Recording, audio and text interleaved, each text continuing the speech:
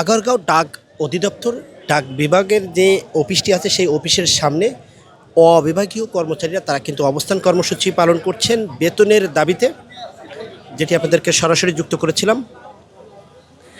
এই যেসব ডাক বিভাগীয় কর্মচারীরা অবিভাগীয়ভাবে যে বেতন পাচ্ছিলেন, বিশেষ করে তাদের যে বেতন ভাতা এখন দেওয়া হচ্ছিল 4,400 টাকা করে, তারা সেটি 3 গুণ বৃদ্ধির দাবিতে এই আগারগাঁও যে পোস্ট অফিস তথা যে ডাক বিভাগ অফিস, সেই অফিসের সামনে তারা এসে অবস্থান কর্মসূচি পালন করছেন এবং তারা সে সকাল থেকে এখানে জড়ো হওয়া শুরু করেছেন। আসলে আপনারা এখানে কি দাবি নিয়ে এখানে এসেছেন এবং আপনাদের দাবি আদায়ের জন্য কতটুকু আন্দোলন করতে পারবেন? ইনশাআল্লাহ আমরা সারা বাংলাদেশের 23,000 কর্মচারী, আমাদের অভিন্ন দাবি যে ন্যায্য দাবি।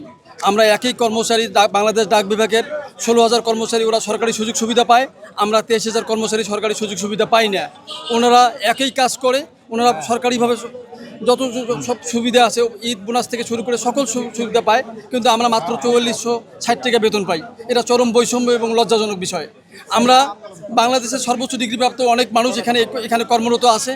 আমরা যে দুর্বিষহ জীবনযাপন করছি, এটা দীর্ঘদিন থেকে আমরা লাঞ্ছিত এবং বৈষম্যের শিকার।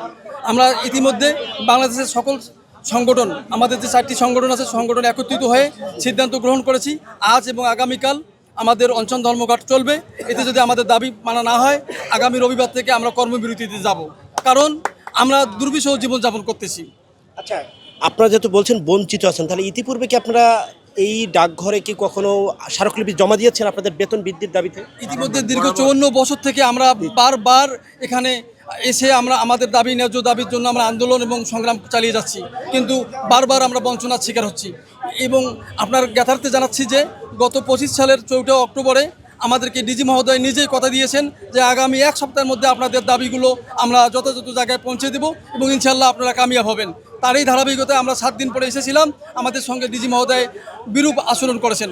এতে আমরা চরমভাবে লজ্জিত এবং লজ্জাবোধ অনুভব করি। আসলে আপনারা এবার যে দাবি করছেন 3 গুণ বৃদ্ধি, এক চামচে এত বৃদ্ধি কেন চাচ্ছেন? আচ্ছা, এখন জীবনমান চলার জন্য আমাদের যে বর্তমান 4400 টাকা বেতন, বর্তমান বাজার মূল্য একজন এমএলএসএস সরকারি কর্মচারী এমএলএসএস বেতন পায় আপনার 20,000 থেকে 35,000 পর্যন্ত। আর আমরা বাংলাদেশের একজন শাখা পোস্টমাস্টার, একটা এলাকার সম্মানিত মানুষ, এবং ইডিএমসি যারা ইডিডিএ যারা আছে, তারা বেতন পায় 4400 থেকে 4100 টাকার মধ্যে। এটা কিন্তু চরম বৈষম্য। একটা পরিবারে 5 জন বা 7 জন সদস্য থাকে, সেখানে এই টাকা দিয়ে জীবনমান চলা যায় না। তার জ্বলন্ত উদাহরণ আমি। আমার একমাত্র ছেলে একটা বড় একটা ভালো কলেজে পড়ে, সেখানে তার যে বেতন, যে বেতন দেওয়া হয়, সেই বেতনটা কিন্তু আমার মাসিক বেতন হিসেবে আমি পাই না। এইরকম হাজারো 23,000 কর্মচারী বিভিন্ন লাঞ্ছনার শিকার হয়ে এই জন্য বাধ্য হয়ে আমরা আজকে রাস্তায় নেমেছি। দর্শক, যেমনটি বলছিলেন এক কর্মচারী যে তাদের যে বেতনের যে বৈষম্যের কারণে তারা যে সমস্যার সম্মুখীন হচ্ছেন সেটা কিন্তু তুলে ধরছিলেন। এবং আমি একটি বিষয় যদি জানিয়ে রাখি, এই 23,000 কর্মচারী তারা কিন্তু এই পর্যায়ক্রমে এইখানে স্মারকলিপি জমা দিয়েছেন এবং তারা বলছেন প্রত্যেকবারই তাদের সাথে বৈষম্যের শিকার করা হয় এবং তারা সেই এবারের দাবি আদায়ের জন্য তারা কঠোর অবস্থান কর্মসূচি করবেন। এবং যেটি বলছিলেন যে 2 দিন প্রাথমিক পর্যায়ে তারা এখানে অবস্থান কর্মসূচি করবেন এবং পরবর্তীতে আগামী রবিবার থেকে তারা কঠোর কর্মসূচিতে যাবেন, এমনটা কিন্তু জানাচ্ছিলেন। দর্শক, এই ছিল আগারগাঁও পোস্ট অফিস থেকে সর্বশেষ আপডেট।